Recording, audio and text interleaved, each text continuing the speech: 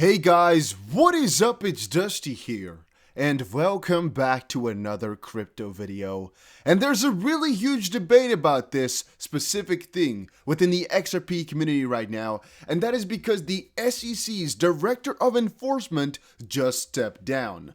A lot of controversy, a lot of people talking about this, and once more, as you already probably got, a lot of people wondering if there's something really fishy going on. Having said that, we have a ton of stuff to talk about, as you can probably already see from the top right here. So stay tuned, stick around, and make sure you press the freaking subscribe button, because I'm thinking, should we maybe do a phase review at 250,000? Maybe something like that?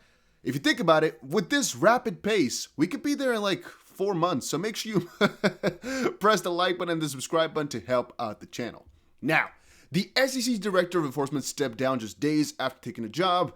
Miss O left her position as the Director of Enforcement just about a week after she actually got put there. And she has said that she left because, well, she, as a lawyer, was also busy with an Exxon case defending them, and she couldn't handle doing both jobs. And it has left so many XRP community members wondering, is there something fishy going on within the SEC? Are they mix and matching members? Are they, changing these members because of something to do with their policies right now? Or, just what is going on there? Is it really the good story, or is this one made up to sound a little bit better? That's, again, one of the biggest controversial pieces of today. A lot of people wondering why this is all so coincidental, why a lot of these guys are leaving right now, why there's just so much fishy stuff going on. What do you guys think about it? Let me know in the comment section down below. Then Nico, a mod over at TradingView, posted, "Tesla sells Bitcoin, how dare they?" And pretty much instantly after it was, I guess, told, the price fell down a little bit, as you guys most likely already saw. I don't know why exactly you can't see it right here. Oh, wait, there we go. Okay, you can see here. They sold it, I guess, maybe at the top. I'm not exactly sure. This is a weekly, though. I'm not exactly sure where they sold it, right? I think maybe this week right here, maybe it was, no, it was actually just 2 days ago, right? Okay, I guess we're just going to have to wait to see where it's going to come from this point on forward, up or down, I guess. It's a little bit annoying that they put that thing on top there, but Vice says here, honestly, if you buy this test liquidity excuse, you are naive. A company as big as Tesla would never invest over $1 billion into something they weren't already sure is liquid. They sold for profit to pad their earnings. Nico says, sure, they must have done their due diligence for the very limited 7 to 8% risk they were taking. The test, however, might be to warrant a larger portion of their cash reserves to be put in Bitcoin, or just to silence criticisms over Tesla stockholders. Even if you're right and it wasn't a test, we all should know that cash reserves are not a company vouching they will invest and hold no matter what, right? Which is definitely true. It's basically a big question right now. Why did Tesla sell some of their crypto? And is that going to influence the crypto space negatively? We've heard quite a lot of earning calls the last couple of days here, and not that many were really bullish on Bitcoin, to be honest, except for a couple which we'll get into later. Now, I want to also quickly tell you, I see so many XRP analysts every single day. And there's definitely about, let's say, 5 to 10 people who send me some analysis or some other guy doing an analysis over on Twitter and whatever, and I usually don't respond depending on what exactly it is. If somebody did own analysis, sometimes I try to, but I can't always, because there's so many ways to do it right, and there's so many ways to do it wrong. It's just like, well, whatever you believe in and whatever floats your boat, you can go with. In terms of trading here, if you just quickly go through the XRP USDT ideas, you'll notice there's so many different things. And if you're going to ask me which one works, well, everyone has a different strategy on how this is going to work. I mean, there's a couple ones which, utilize, for example, the same type of principle maybe, but even then, there are so many in here which are generally just different from each other, and it's going to be up to you to decide what you believe in, what you find validity in, and what you find valid or logical. It's not that one is right, it's not that one is necessarily wrong, it's just a different type of trading analysis. And the thing is, guys, most people here, I'm going to say 99.9% of these guys, will not know for certain, nor with a high probability, that what they put here is going to happen, because even longer term here is just not really predictable. And short term, there's so many things which can happen still and which they really can't measure. So if you want to use this for one trade, well, why? Because they could just be wrong that one trade. They always do these things over a longer period of time to make sure you're profitable in that. If you want to use it for longer term, they're not going to know anyway. So why? I mean, I just don't personally really get it why you would go, unless you follow them on a daily basis, like a trader here, you just follow every single move that they make, different story, because then it might be actually, something you could do. Or if you're looking at this and be like, okay, you know what? I see what they've drawn in now. I might use that in my own trading. That is perfectly fine. But don't just look at one of their setups and go buy or sell accordingly. That's definitely not something I do. I sometimes tell you guys where I would enter a position. For example, on the 4 hour, I told you guys, hey, for example, here we got a confirmation. This is where I would enter, right? I would enter after we got the confirmation, the next candle, once it's about halfway through the confirmation, so right around here. I would most likely enter my position. In this case, it would have worked out. Would this always happen though? Definitely not. And that's again the trick and the guess basically. If I go for my strategy time and time again, I will be right, let's say 6 out of 10 times. And that is very much worth it because that's an average of, for example, 1,000 times, so I'll definitely make money this way. If you only follow one of my trades, for example, it might be literally that we get a 3 times losing spree. It's possible. So that's again a little bit of a thing. Don't just follow guys into their analysis, and majority of the guys are just putting something in which, looks to work, but it doesn't mean they actually knew what was going to happen. Just quickly know that, guys, all right? Please.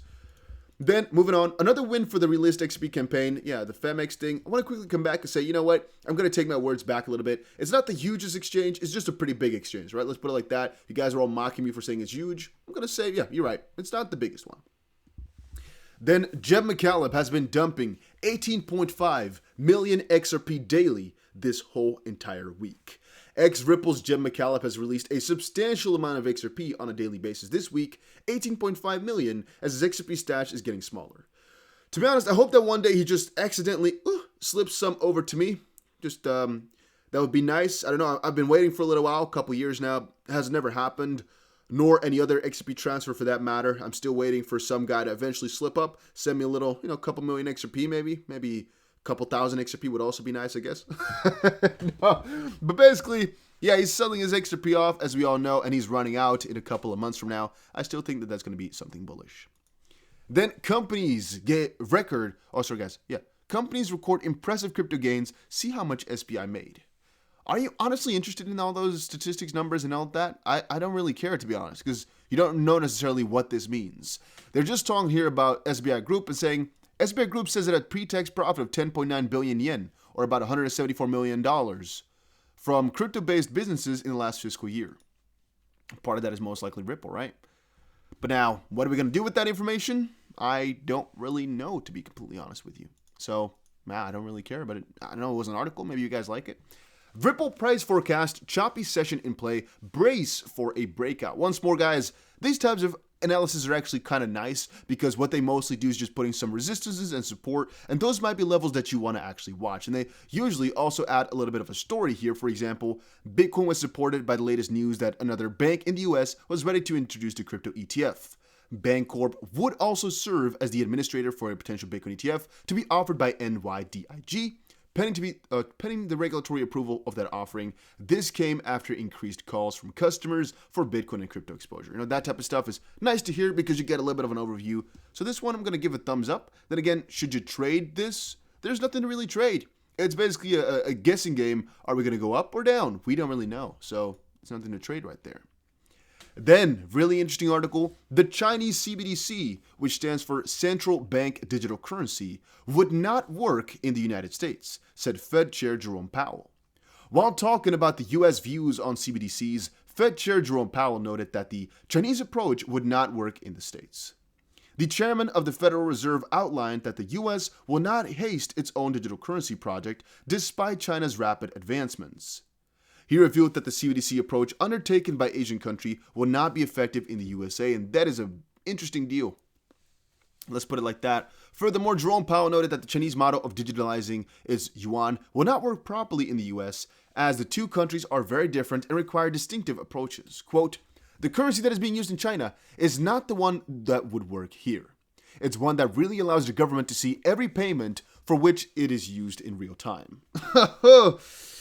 Yeah, let's keep it like that for what it is right now. How important is the 30th of April for Bitcoin and Ethereum. To be honest, why would that be so important? We're talking about some huge expiries, but then again, we don't necessarily know if they are actually important or not, because I still believe that all these options expiries, even though they're billions of dollars, are not yet proven to have a really big effect. Then again, some people like to disagree. Some people put up charts. I've just never really noticed that they do. But let's just watch, right? Let's just watch, I guess. 25th of September, options quarterly expiry. I guess right here then. 25th of December. Oh no, that's okay. So this is the 25th of September, yes. Then here's the 25th of December. Then here's the 26th of March. And then here's another expiry. What do we get from this? Yeah, nothing, to be completely honest with you. I mean, well, I don't know. Why would it follow this? I mean, maybe, who knows? Just, yeah, I don't really feel this. I don't really believe it. Then DOT, over-the-counter, Osprey funds set to launch Polkadot investment trust. Just a little bullish part or article on Polkadot, that another fund is going to be involving Polkadot. Just really nice. I like Polkadot. I like to update you guys about it, as you most likely already know. And accredited investors will soon have over-the-counter access to DOT investment trust. It's cool. That's cool to have. That's nice to see. It's pretty damn juicy. All right, but that was it for today's video. Hopefully you all enjoyed it. If you're looking for a platform to trade on, make sure you check out Bybit. It's the one I'm using right now. Once more, keep in mind, it is risky. If you don't know what you're doing, be sure you are careful. And that is basically that. If you need, VPN is down below as well, a link for that one. It doesn't really cost much, if I'm not mistaken. I think it's like a couple dollars a month, not a lot. And yeah, check it out. This is what I use. It's down below, a link.